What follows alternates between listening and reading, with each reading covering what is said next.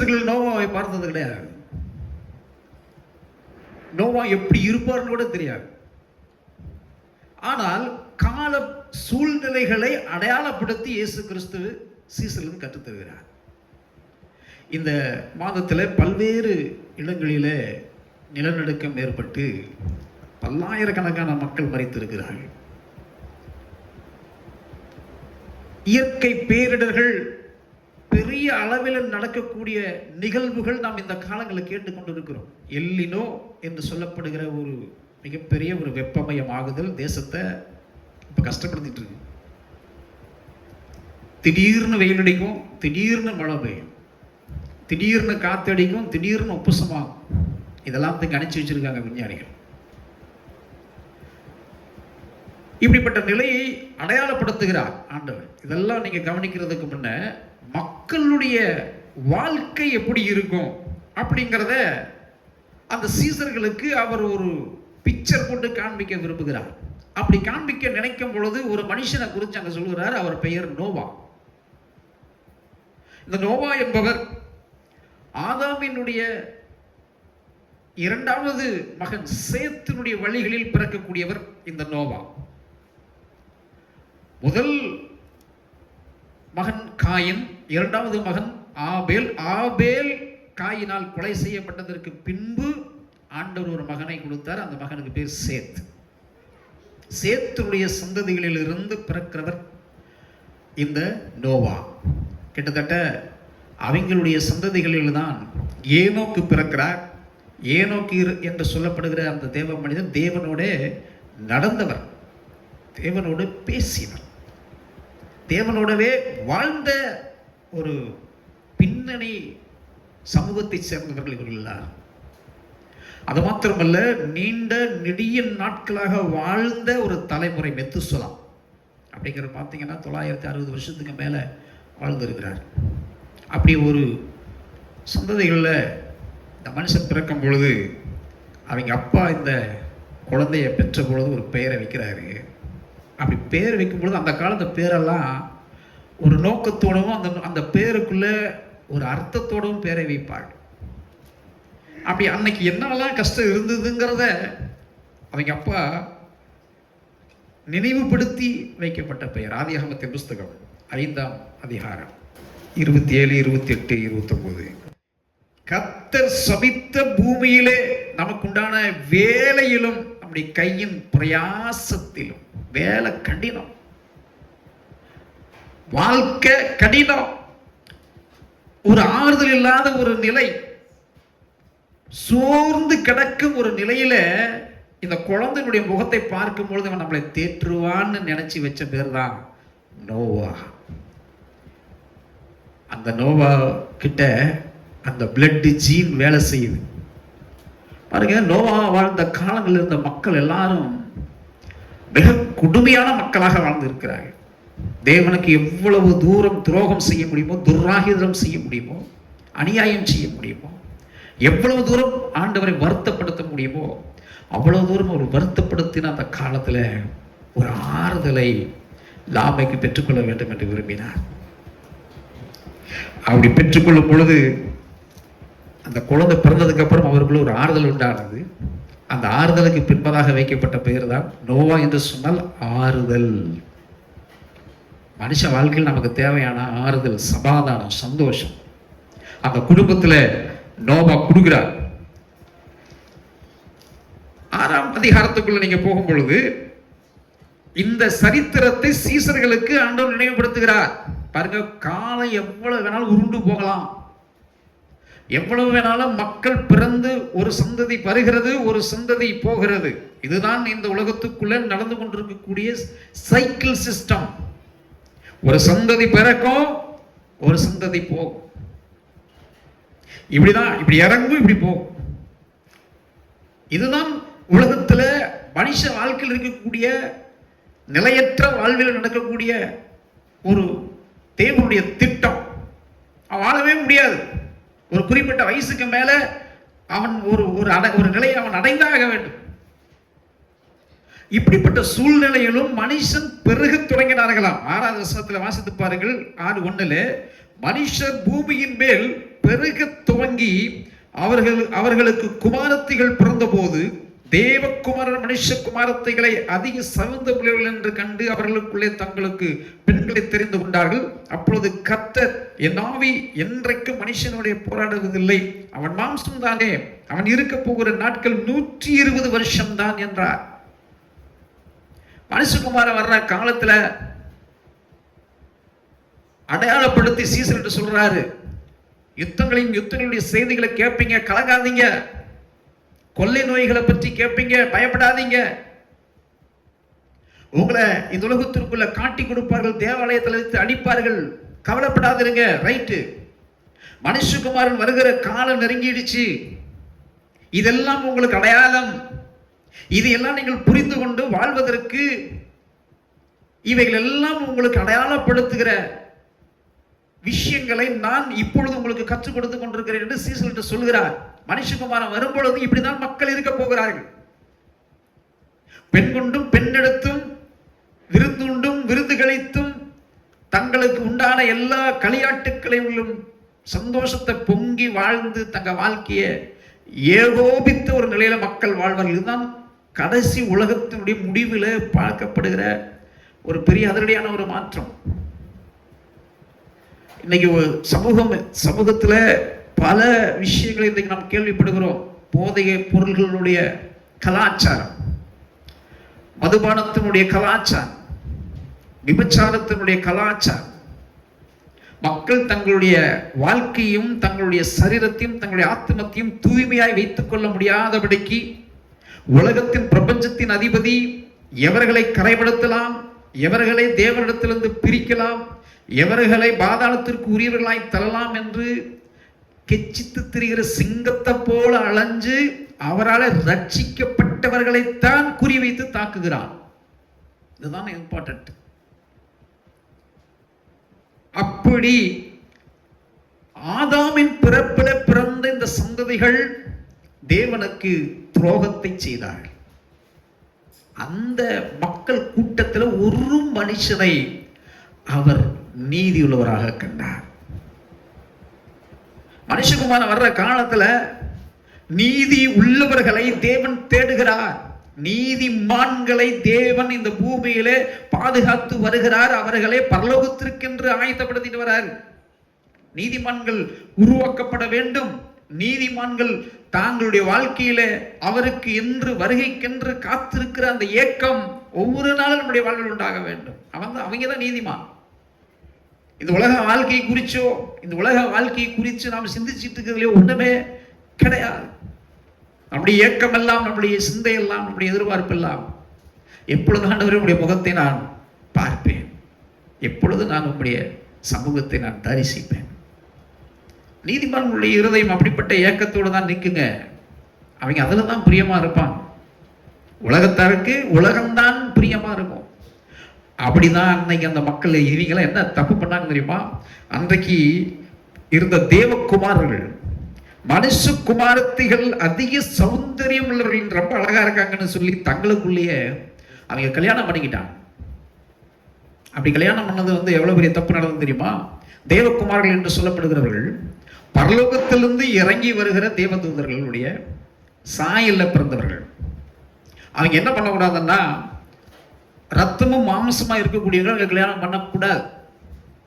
ஆனா இவங்க என்ன பண்ணாங்க, அதுக்கு ஒரு பெரிய துரோகத்தை பண்ண ஆரம்பிச்சாங்க. இந்த இச்சை பார்வை என்பது தேவதூதன் ஏதேன் தோட்டத்தில் கொடுக்கப்பட்ட அந்த அனுபவத்தை வந்த தூதர் அத்தனை பேருக்கு கொடுத்துக்கிட்டே இருந்தான்.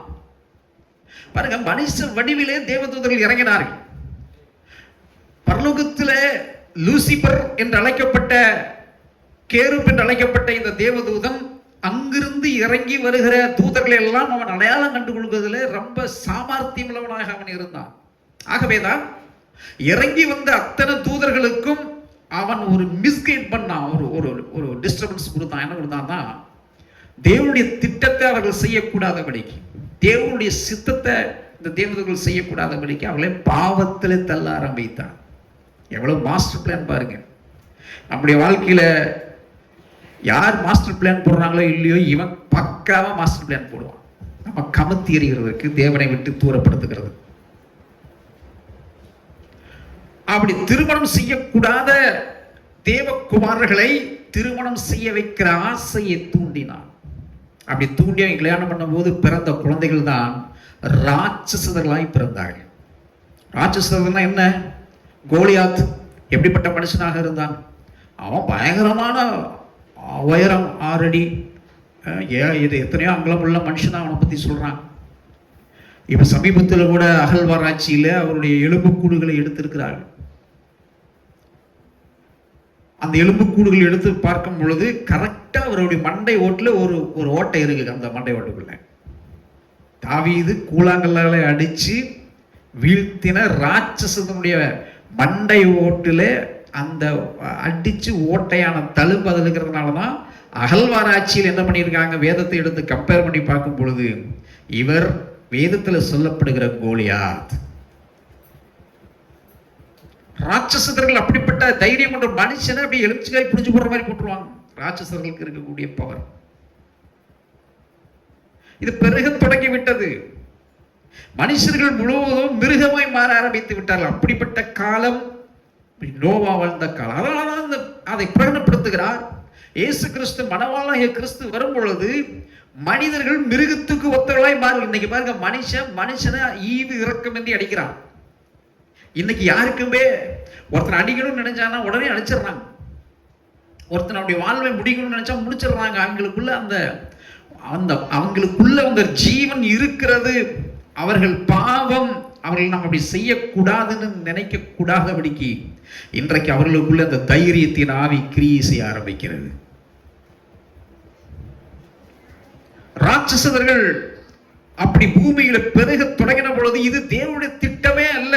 பூமியிலே ஆதாமுக்கு கொடுத்த காரியம் என்ன? நீங்கள் பழகி பெருகுங்கள், தேசத்தை நிரப்புங்கள் என்று மனுஷனையும் மனுஷியத்தான் பெருக சொன்னார். ராட்சசர்கள் பெருகிறது தேவனுடைய திட்டம் அல்ல. ஆகவேதான் தேவன் ஒரு தீர்மானத்துக்கு வந்தார். இனி இவங்களை வாழ சொல்லி விடக்கூடாது. இனி இவங்க வாழ போற ஆண்டுகள் 120 வருஷம் தான். ஒரு டைம் ஆண்டவர் ஃபிக்ஸ் பண்ணார். டைம் ஃபிக்ஸ் பண்ணிட்டு இப்போ ஒரு மனுஷனை தேடுற. இதுக்கப்புறம் ஆதாமுடைய சந்ததிகளில் அது அடுத்தது ஒரு மனுஷ சஞ்சாரம் இந்த பூமியில திரும்ப உயிரடைய வேண்டும். பாருங்க, எப்பவுமே ஆண்டவர் எல்லாத்தையும் சச்சாடா அழிச்சு முடிச்சுக்கிற தேவன் அல்ல.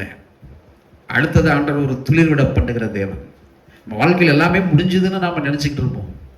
எல்லாமே அழிஞ்சதுங்க, எல்லாமே முடிஞ்சதுங்க, எதுவுமே சான்ஸ் இல்லைங்கன்னு நினைக்கிறோம். ஆனா அங்கதான் ஒரு கிளையை தேவன் உருவாக்குகிறவராய் அவர் இருப்பார். அந்த இடத்துல தான் ஒரு துளிர் தோன்றலை தேவன் உருவாக்குகிறதை நம்முடைய விசுவாசத்தில் காண்பிப்பார். எத்தனை பேர் ஆமென் சொல்றீங்க? அல்லேலூயா.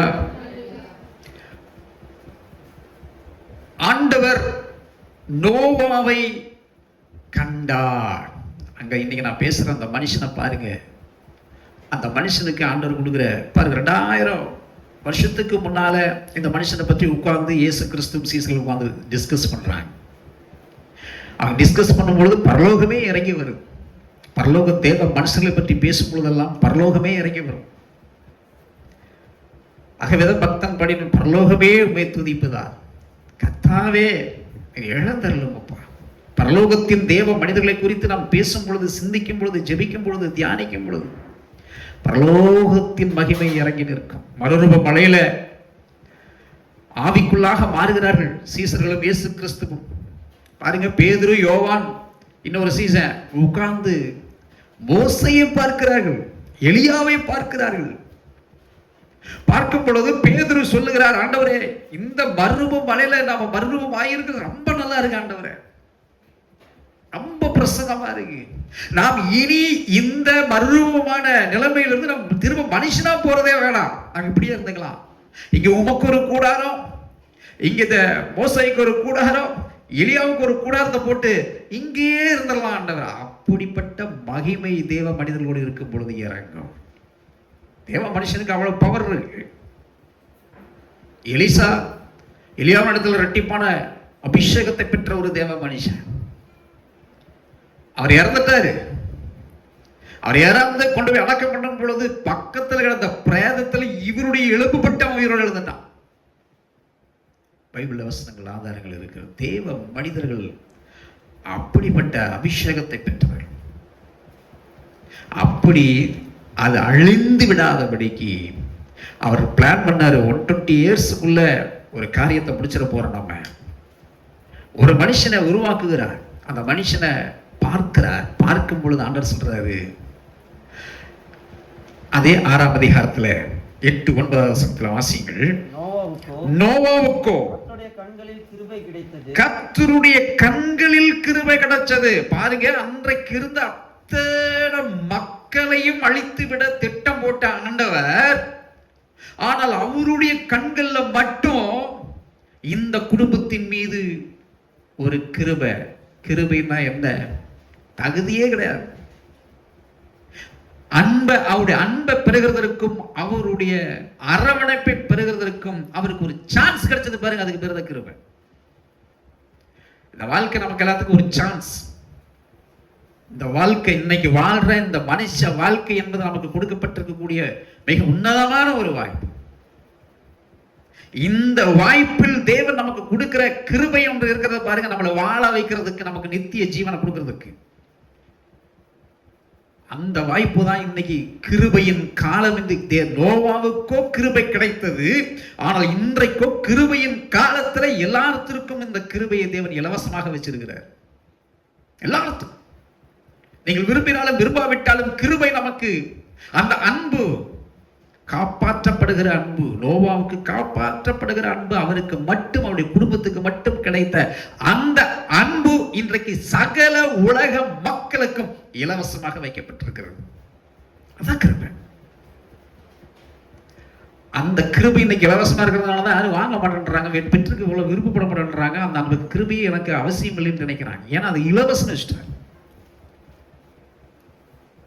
இந்த இலவசத்தை அவங்க அனுபவிக்கிறதுக்கு மனசுல இடம் இல்லாத மார்க்கத்தை தழுவி மக்கள் இன்றைக்கு சோடம் போய் கொண்டிருக்கிறார்கள்.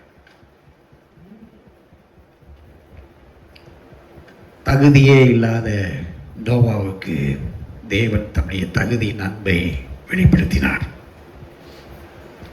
இரண்டாவது கிருபையில் இருக்கக்கூடிய காரியம் என்னன்னா, அவர் தன்னுடைய பிள்ளையாக அவரை ஏற்றுக்கொண்டார். யார? நோவாவையும் நோவாவுடைய குடும்பத்தையும். அதுக்கு ஒரு வசனம் சொல்லுகிறது, நோவாவின் வம்ச வரலாறு. நோவா தன் காலத்தில் இருந்தவர்களுக்குள்ளே நீதிமானும் உத்தமனுமாய் இருந்தான். பாருங்க, இருந்தவர்களுக்குள்ள, டோட்டல் வேர்ல்டு, முழு உலகத்திற்குள்ள இருந்த ஒரே ஒரு மனுஷன், குடும்பம். இவங்கதான் சபை உருவாக்குகிற ஒரு விஷயம் தெரியுமா? உங்களை நீதிமான்கள் குடும்பங்களாக உருவாக்க வேண்டிய பொறுப்பு திருச்சபையை சார்ந்த. உங்களை நீதிமான்கள் ஆக்கப்பட வேண்டும். நீங்கள் நீதிமான்கள் என்று அழைக்கப்பட வேண்டும். பரிசுத்தவான்கள் என்று நீங்கள் அழைக்கப்பட வேண்டும். பரிசுத்தாவியை பெற்றவர்கள் என்று நீங்கள் அழைக்கப்பட வேண்டும். அதற்காகத்தான் திருச்சபை. எதற்காக ஞாயிற்றுக்கிழமை நாம் கூடுகிறோம்? நம்முடைய வாழ்க்கையில் அனுதினமும் நமக்குள்ள அவிசுவாசமும் அவநம்பிக்கையும் பிசாசினுடைய சோதனைகளும் பிசாசினுடைய தந்திரங்களும் நம்மை தாக்கக்கூடும். நம்மை தாழ்த்தி நம்மை தோல்வி உருவதற்கென்று அவன் போடுகிற திட்டத்தை ஜெயிப்பதற்கு உங்களுக்கு வசனம் தெரியணும். அப்படி அந்த பிரசன்னத்திற்குள்ள நம்ம வாழ்ந்துகிட்டே வரணும். சர்வசாதாரணமாக முடிச்சிருச்சுருவானுங்க. ஒரு செகண்ட்ல யோபை விட நீங்களெல்லாம் ஒன்றும் பெரிய நீதிமானும் கிடையாது, அப்படி ஒன்றும் நம்ம ஆண்டவரை தொழுது கொண்டவனும் கிடையாது. அவன் கூட்டே போய் வச்சு வாங்குன்னு வாங்கி முடிச்சிருச்சுட்டான். நாமெல்லாம் ஏமாத்துறங்க. நம்மளை காத்துக்கொள்ள வேண்டிய ஒரு நேரம், காலம் உள்ள வருஷத்துக்கு நம்ம வந்துட்டோம். ரொம்ப டிஸ்டன்ஸ் கிடையாது. அவர் உத்தமனாய் இருந்தார். அந்த உத்தமமாய் இருக்கக்கூடிய உண்மை உள்ள மனுஷனுக்குள்ள தேவன் வாசம் பண்ண விரும்பினார். லைஃப்ல அதுதான் ரொம்ப தேவைப்படுகிற ஒரு விஷயம். மனுஷன் இன்னைக்கு அந்த உத்தமத்தை பெறுகிறதற்கு இன்றைக்கு முடியறதில்லை. பாருங்க, ஒரு 5 காரியங்களை சொல்றேன் பாருங்க. அவங்க எப்படி நீதிமானா இருந்தாங்க, அவங்க ஃபேமிலியில எப்படி அவங்க நீதிமானா வாழ முடிஞ்சது அப்படிங்கிறதுக்கு ஒரு சில 5 பாயிண்ட்களை சொல்ல போறேன் நான். ஒன்று, தேவனை மையமாக கொண்டு அவர்கள் வாழ்ந்தார்.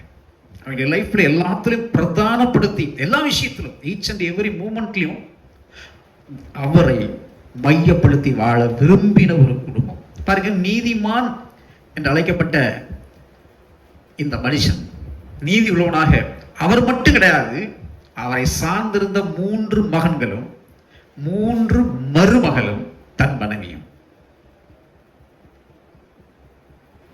இன்னைக்கு வேதம் என்ன தெரியுமா சொல்லுது? அவங்க ஆத்மாவை காப்பாத்தீங்கன்னு சொல்லுது. அவங்க ஆத்மாவை காப்பாத்தீங்க.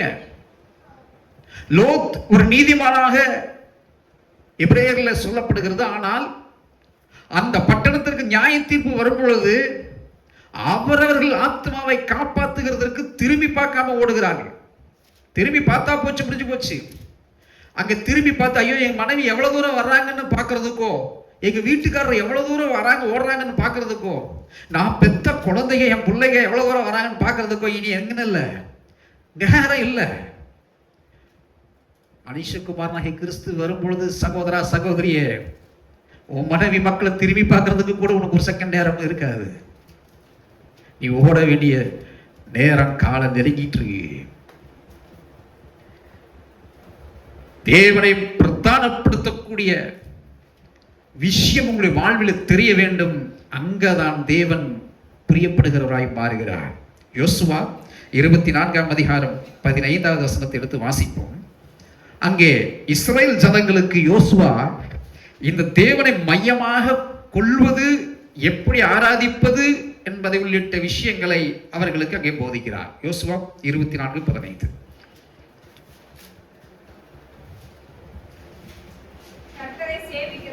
கர்த்தரை சேவிக்கிறது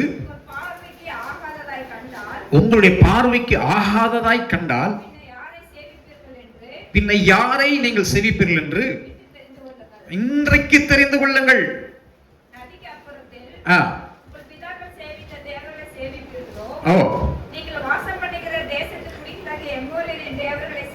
சேவிப்பீர்களோ நானும் என் வீட்டாருமோ என்றால் கர்த்தரையே சேவிப்போம். ஏன் கர்த்தரை சேவிக்கணும்? இன்றைக்கு நம்மை அதிசயமாய் நடத்தி வந்த தேவன், ஆச்சரியமாய் நடத்தி வந்த தேவன், நம்மை பரலோகத்திற்கென்று பிரித்தெடுத்திருக்கிற தேவனை நாம் நம்முடைய வாழ்வில் தொழுது கொள்வதற்கு அவருக்குரிய அந்த இம்பார்ட்டன்ஸ், முக்கியத்துவத்தை தெரிந்தெடுத்து வைக்க வேண்டும். அப்படி அம்மா விஜயலட்சுமி அம்மா வீட்டுக்கு போயிருந்தோம். அம்மா ஒரு சாட்சி என்கிட்ட பகிர்ந்துகிட்டு இருந்தாங்க. அவங்க கிறிஸ்துவர்களா வர்றதுக்கு கொஞ்ச காலத்துக்கு முன்ன வரைக்கும் உலக வழிபாட்டையும் ஆண்டவருடைய வழிபாட்டையும் ரெண்டையும் நான் வச்சு ரொம்ப நாளா வணங்கிட்டு இருந்தேன். பின்பதாகத்தான் நான் புரிந்து கொண்டேன், அவரை முழு இருதயத்தோடு முழு ஆத்மாவோடு அவரை ஆராதனை செய்ய வேண்டும் என்பதை என்னுடைய மகன் இழப்புக்கு பின்பதாக நான் அறிந்து கொண்டேன். அவங்க வீட்டில் ஒரு வாலிபனுடைய போட்டோ படத்தை மாட்டியிருந்தாங்க. அழகு வாலிபன். அம்மா சொன்னாங்க, நான் ஆண்டவரை முழுசா ஆராதிக்க நான் தவறுன பொழுது என் பையனை நான் பறி கொடுத்துட்டேன்.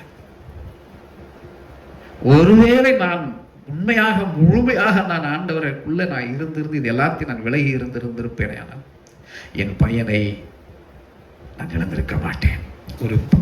ஒரு தாயினுடைய கண்ணீர்.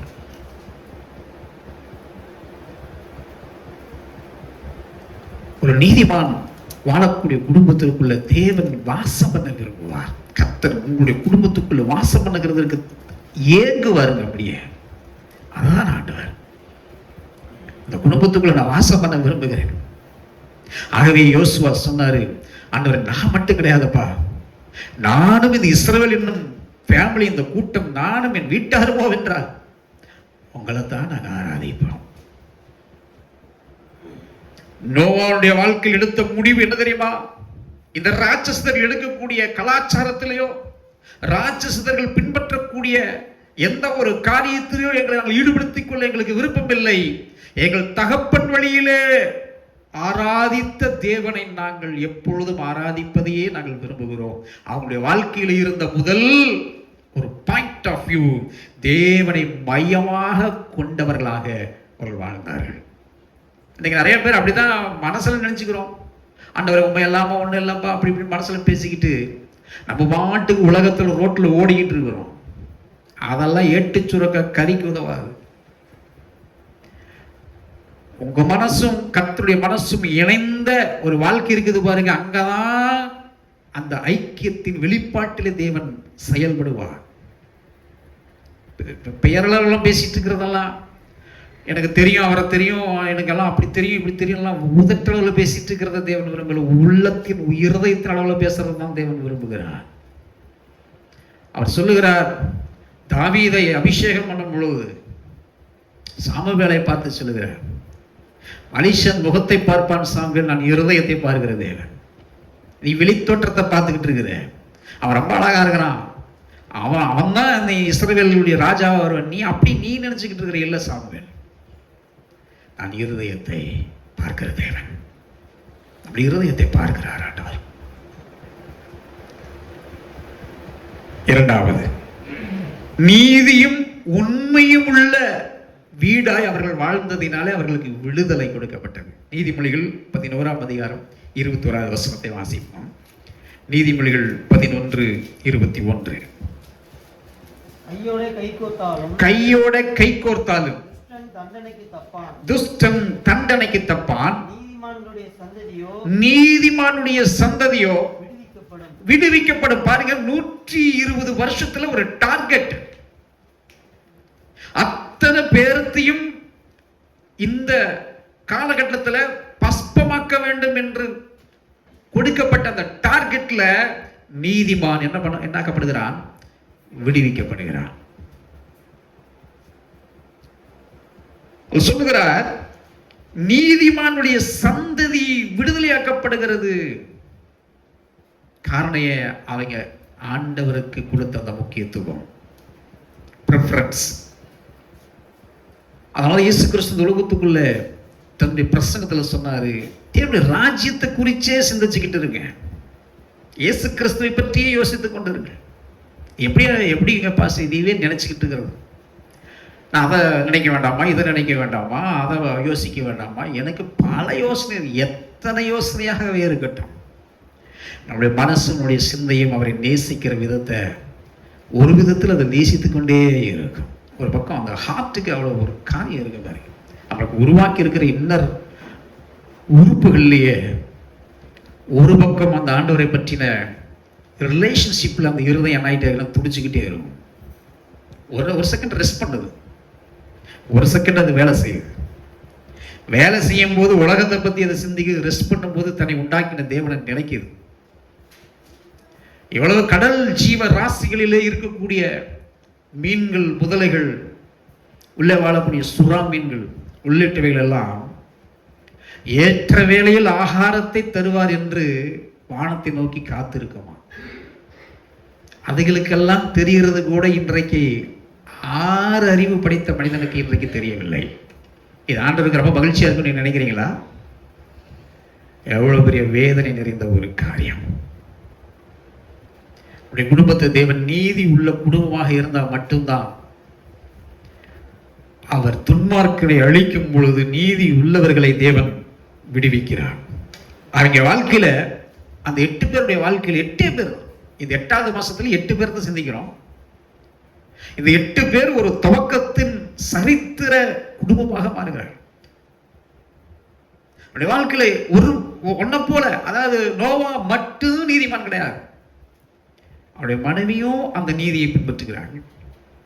அவங்களுக்கு கொடுத்த அந்த 3 பிள்ளைகளும் அந்த நீதியை பின்பற்றுகிறார்கள். இதுல பெரிய பியூட்டி என்னன்னா, வந்த 3 மருமக்கமார்களும் அதை பின்பற்றுகிறார்கள். இதுல ஒருத்தர் தவறு செய்திருந்தா கூட அந்த பேழைக்குள்ள போய் உள்ள நுழைய முடியாது. அதுதான் தேவனுடைய தீர்ப்பு. 8 பேரத்தையும் அவர் பார்க்கிற விதத்துல 8 பேர் குவாலிஃபைட் ஆகிறாங்க. அதுதான் இந்த குடும்பத்தில் நடந்த ஒரு பெரிய பிளண்டர். சாதாரணமான விஷயம் கிடையாது. பாருங்க, எல்லாரும் ஒரே மாதிரி இருக்கிறது இல்லை. 3 பிள்ளைகளும் 3 பேரும் ஒரே மாதிரி இருக்கிற குடும்பங்கள் இன்னைக்கு ரொம்ப ரேர். ஒவ்வொருத்தரும் ஒவ்வொரு சிந்தை. ஒருத்தர் அப்பா மாதிரி இருப்பான், ஒருத்தர் அம்மா மாதிரி இருப்பான், ஒருத்தர் தாத்தா மாதிரி இருப்பான், ஒருத்தர் பாட்டி மாதிரி பேசிக்கிட்டு போங்க இருப்பான். இதைவிட வந்த 3 மருமக்கமார்கள் அந்த குடும்பத்தில் நீதியுள்ள தேவனுடைய இரத்த வாசனையை அவர்கள் பிடித்துக் கொண்டார்கள்.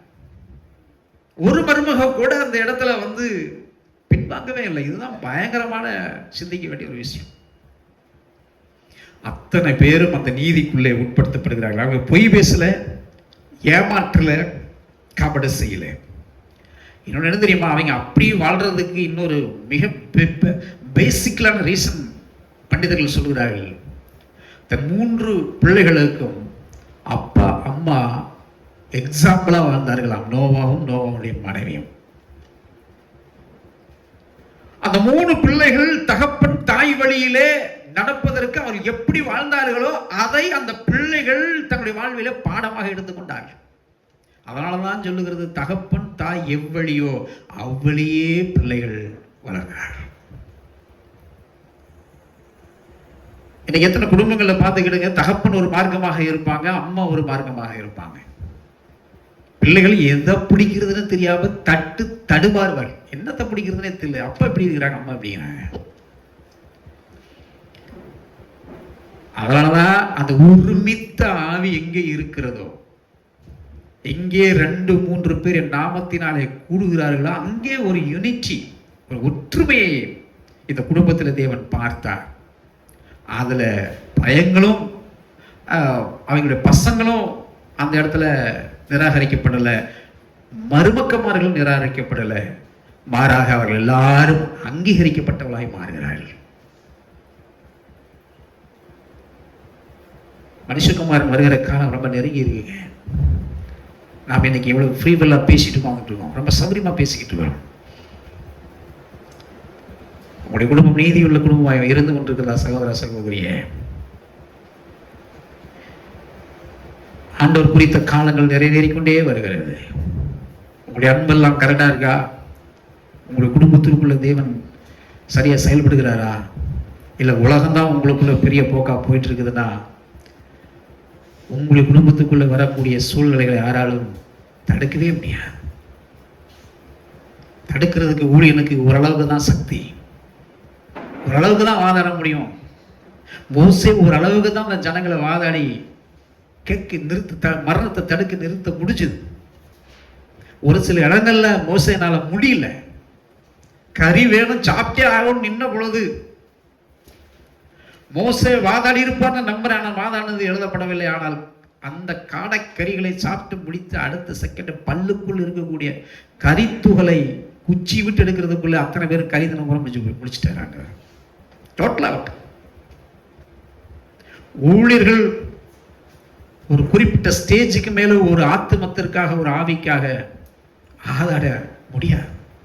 வாதாடுறதுக்கான சந்தர்ப்ப சூழ்நிலைகளை அமைக்கவே முடியாத நெருக்கடிகளில அவர் சந்திச்சுட்டு போயிடுவார். அப்ப ஒண்ணுமே பண்ண முடியாது. உங்களுடைய குடும்பத்தில் ஆண்டவர் வாசம் பண்ண வேண்டும் என்று விரும்புகிறார். என் கைகளில் தந்திருக்கக்கூடிய திருச்சபை உறவுகளே, உங்க குடும்பத்துக்குள்ள தேவன் வாசம் பண்ணுவதற்காக இதை பேசிக் கொண்டிருக்கிறார்.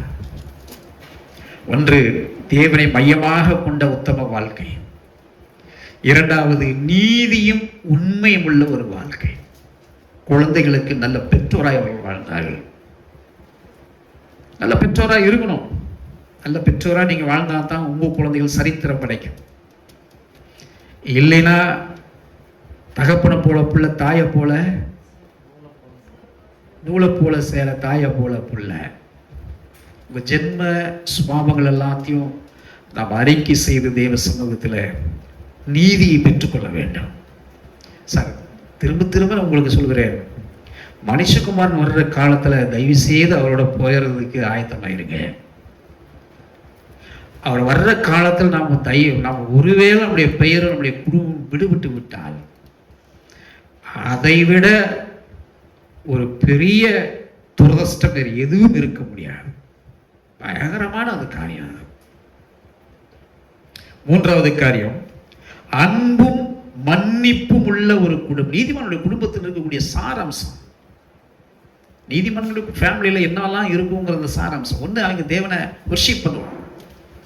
காலையில் எழுந்திரிச்சு ஜெபம் பண்ணுவாங்க, ராத்திரி தூங்கும் போது ஜெபம் பண்ணுவாங்க, தங்களை கொடுத்த ஆசீர்வாதங்களுக்காக ஜெபம் பண்ணுவாங்க. இரண்டாவது, வாழ்க்கையில் ரைச்சஸ்னஸ், நீதி இருக்கும். எதை செய்தால் அநீதி இருக்காது, தாழ்ந்து போகும். அவரை பிரதானப்படுத்தக்கூடிய உண்மை வாழ்வில் இருக்கும். மூன்றாவது, அன்பும் மன்னிப்பும் உள்ள ஃபேமிலியாக இருக்கும். நோவா தன் மனைவியோடு தன் மக்களோடு அவர் எவ்வளவு தூரம் ஒரு கோஆபரேஷன் கொடுக்கக்கூடிய ஒரு கணவனாக அவர் இருந்திருந்தால் அவர் கொடுக்கிற அந்த ஜட்ஜ்மெண்ட்ல அந்த குடும்பம் காப்பாற்றப்பட்டிருப்பாங்க. அதை சிந்திச்சு பாருங்க. நீங்க ஒரு நல்ல கணவனாக தன் மனைவிக்கும் ஒரு நல்ல தகப்பனாக தன்னுடைய பிள்ளைக்கும் அவர் வாழ்ந்திருக்க வேண்டும். இல்லைன்னா அவருடைய வாயாலேயோ அவருடைய வார்த்தையாலேயோ அவருடைய செய்கையாலேயோ தேவனை அவர் புண்படுத்தாத ஒரு மனுஷனாக அவர் இருந்திருக்கிறார். நீதி உள்ள ஒரு மனுஷனாக அவர் வாழ்ந்திருக்கிறார். எபேசியர் 5ஆம் அதிகாரம் 25வது வசனத்தை வாசிப்போம். எபேசியர் 5:25.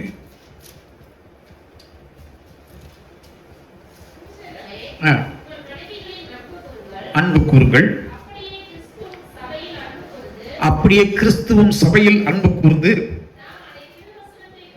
தாம் தம்முடைய திருவசனத்தை கொண்டு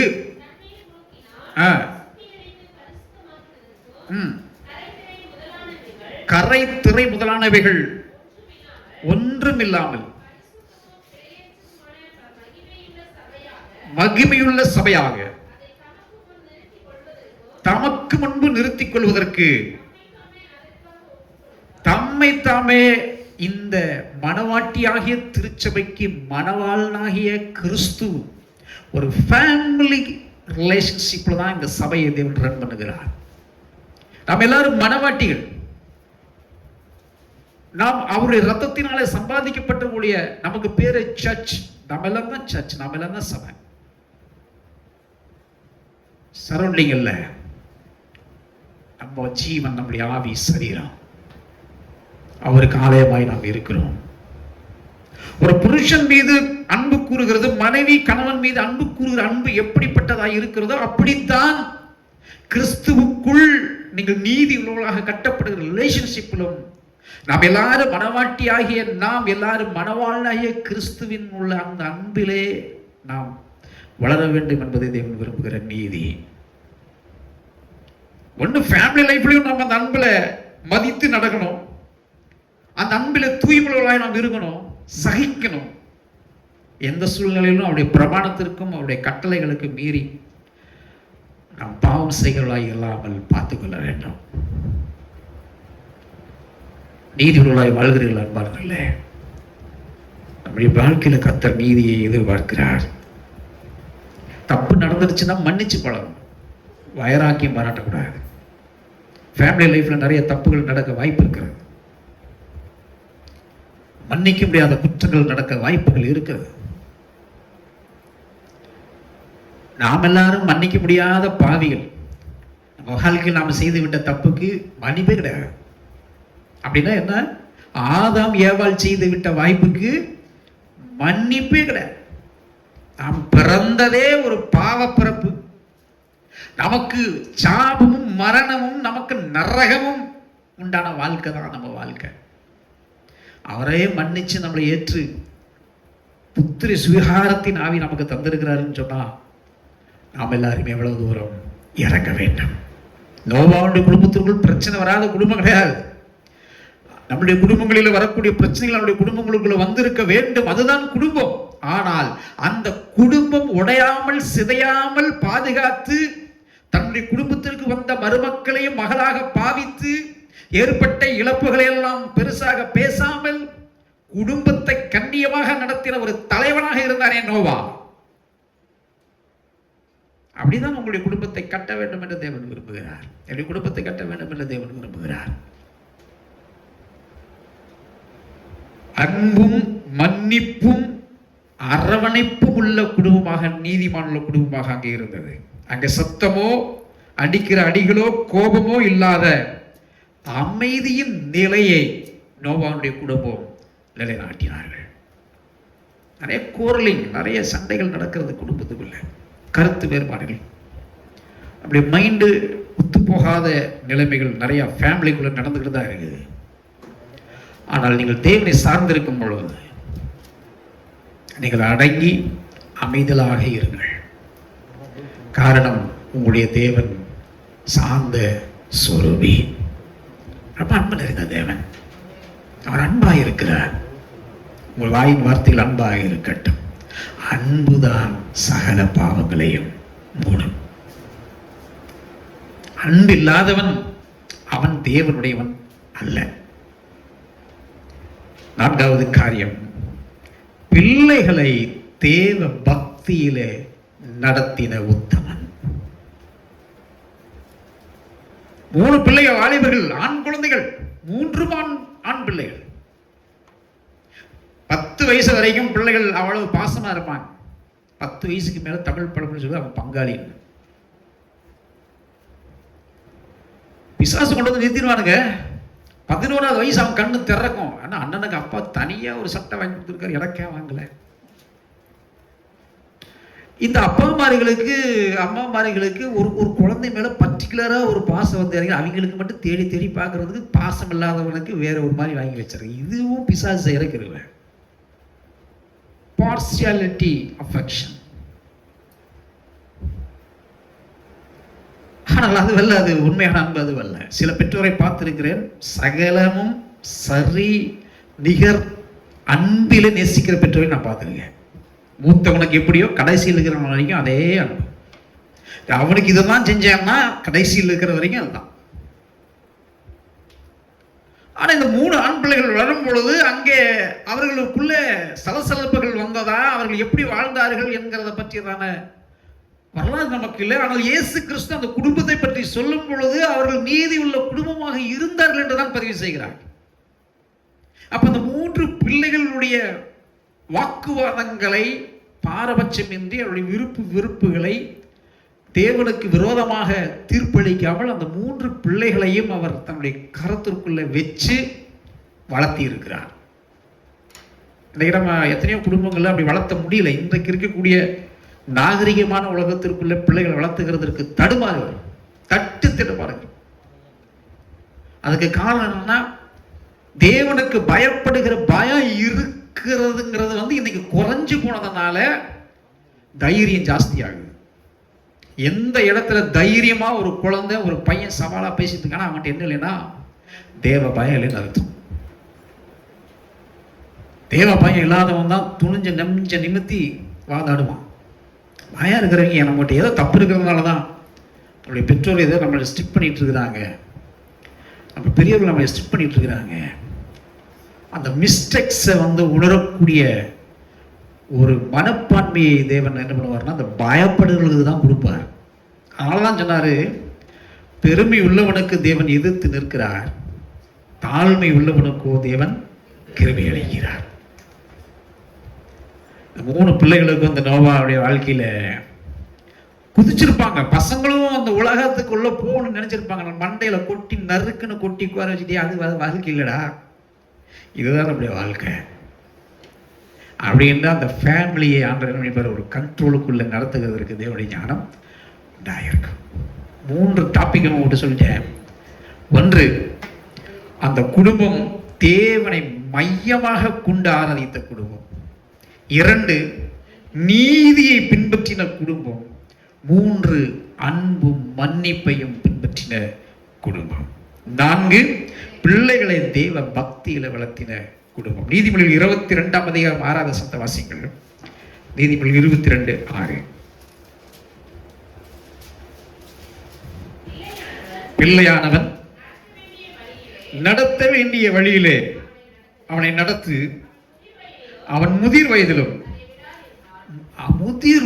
அவன் விடாதிருப்பான். நோவா நடத்தின விஷயமே அதுதான். நோவா தன் பிள்ளைகளுக்கு பிரசங்கம் பண்ணார். முதல் பிரசங்கம் அவங்க வீட்டுக்கு தான். அந்த பிரசங்கத்தை அவர்களுக்கு எடுத்து சொல்ல அந்த வீடு முதல் சபையாக மாறினது. 8 பேர் கொண்ட வீடு என்னவா மாறிச்சுன்னா அது ஒரு சபை. உங்க வீட்டுல நீங்க 4 பேர் தான் இருக்கீங்கன்னா அது சபை சார். உங்க வீட்டுல ஒரு சபை அது. அங்கே உங்க ஜெபம், பாடல், துதி, ஆராதனை முழுவதும் கர்த்தர் அங்கீகரிக்கிற வீடாக அது மாறுகிறது. வீட்டு சபைகள் பெருக ஆரம்பித்த காலத்துல அனுதினமும் அப்பமும் திராட்சரசம் பகிர்ந்து அந்த விருந்தை எடுத்து தேவனுக்குள்ளே அந்த குடும்பங்கள் எல்லாம் ஆதி அப்போஸ்தலரின் காலங்களில் கட்டப்பட்டு வந்தது. 8 பேரை தேவன் சபையாக தேர்ந்தெடுத்தார். அந்த சபையில அவளை நல்வழிப்படுத்தி நடத்தினார். இன்றைக்கு நம்முடைய சபையில நாம் நல்வழிகளை போதிக்கிறோம். நம்முடைய குணாதிசயங்கள் ஏற்படக்கூடிய குற்றங்களை எடுத்து வசனத்தோடு காண்பித்து திருத்திக் கொள்ள சந்தர்ப்பங்களை தேவன் அனுமதிப்பதை எடுத்து பிரசங்கிக்கிறோம். ஒரு சான்ஸ், இதெல்லாம் பரலோகத்திற்குள்ள நுழைவதற்கு இதெல்லாம் ஒரு வாய்ப்பு. இந்த வாய்ப்பில உலகத்தை நேசிக்கிறதை தவிர்த்து உலகத்தை சிருஷ்டித்தவரை நேசிப்பதை ஏற்று வாழ்வதுதான் கிறிஸ்துவம். வளர்கிற வாலிப பிள்ளைகள் உங்கள் எல்லாருடைய வாழ்க்கையிலும், கண்களிலும், இருதயங்களிலும், நினைவுகளிலும் உங்களை உண்டாக்கின தேவனுக்குரிய இடத்தையும் மரியாதையும் கொடுங்கள். அதைத்தான் உங்களிடத்தில் ஆண்டு எதிர்பார்க்கிறார். அவரை ஆராதிக்கிறதுக்குங்கிறது ஒரு தனி ஸ்பெசிபிக் ஸ்பேஸ் உங்களுடைய லைஃப்பில் தெரியணும். உலகம் இப்படி தாங்க இயங்கிட்டே இருக்கும். அது ஒரு மெக்கானிக்கல் மிஷின் லைஃப், எந்திரமும் இயந்திரமயமான ஒரு வாழ்க்கை. அது அப்படிதான் போயிட்டே இருக்கும். நீங்க எங்க நிற்கிறீங்க, எந்த இடத்துல நிற்கிறீங்க, அதுதான் கொஸ்டின் மார்க். உங்களுடைய ஃபேமிலிக்குள்ள நம்முடைய ஜெபம், நம்மளுடைய பாட்டு, நம்மளுடைய தொழுகை ஒரு சபையாக மாறுகிறது. 5வது, சாட்சியுள்ள குடும்பம். நோவாவுடைய குடும்பத்தை வேதமே எடுத்து அவரை சாட்சியாய் பேசிக் கொண்டிருக்கிறது. உடைய குடும்பத்தை ஆண்டவர் என்ன மாற்ற விரும்புறது தெரியுமா? சாட்சி உள்ள குடும்பம். சாட்சினா என்ன? அவர் ரொம்ப நல்லவருங்க, பசிச்சதுனா சோறு வாங்கி கொடுத்துருவாரு, எங்க பார்த்தாலும் நல்லா இருக்கீங்களான்னு கேட்பாரு. இதை சாட்சி. புன்மார்க்கம் பண்ற மனுஷன் கூட வாங்க சார் டீ சாப்பிட்டு போனான்னு கூப்பிடுவான். அதுவே சாட்சி. சாட்சி என்பது என்ன? கிறிஸ்து உங்களோடு கூட வாழ்ந்தார், கிறிஸ்துவோடு நீங்கள் வாழ்ந்தீர்கள் என்று வாழ்ந்த வாழ்க்கை ஒன்று இருக்கிறதே. பிறப்புக்கும் இறப்புக்கும் இடப்பட்ட ஒரு பார் இருக்குது பாருங்க. அந்த பார்ல கிறிஸ்துவோடு நீங்கள் வாழ்ந்த வாழ்க்கை தான் சாட்சியின் வாழ்க்கை. நோவாவுடைய குடும்பத்தை தேவன் சாட்சியுள்ள குடும்பமாக கண்டார். ஆதியாகமத்தின் புஸ்தகம் 18ஆம் அதிகாரம் 19வது வசனம்.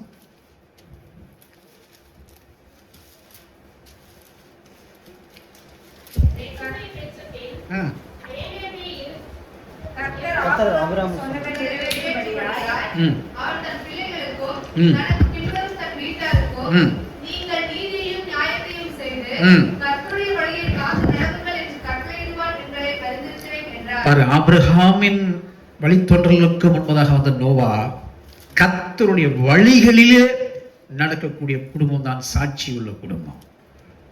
நமக்கு எல்லாத்துக்கும் சாட்சி தேவைங்க. ஆவியானவர் நம்மை குறித்து சாட்சி சொல்றாரா? ஜட்ஜ்மெண்ட்ல நம்மை பற்றி தேவதூதர்கள் வந்து சாட்சி சொல்ல இருக்கிறாங்க. நீங்க தெரியாதுன்னு சொல்ல முடியாது, மறைக்கவும் முடியாது.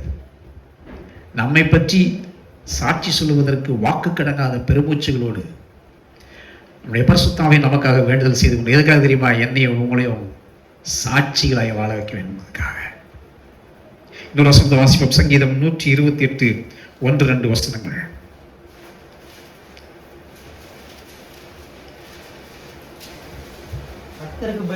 கர்த்தருக்கு பயந்து அவருடைய வழிகளில் நடக்கிறவன் எவனோ அவன்தான் ஆசீர்வதிக்கப்பட்டவன். நீங்க வேலை செய்கிற ஆசீர்வாதத்தை நீங்க சாப்பிடுவீங்க. உங்களுக்கு பாக்கியம் நன்மையும் உண்டாயிருக்கும். சாட்சியுள்ள குடும்பத்தில் இருக்கக்கூடிய அஸ்திவாரம்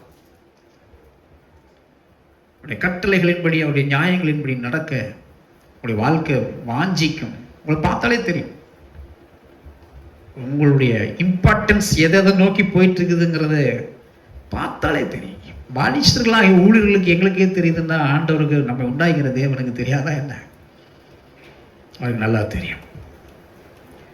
சாட்சியுள்ள குடும்பத்திற்குள்ள தேவன் நீதியின் ராஜாவாக வீற்றிருப்பார்.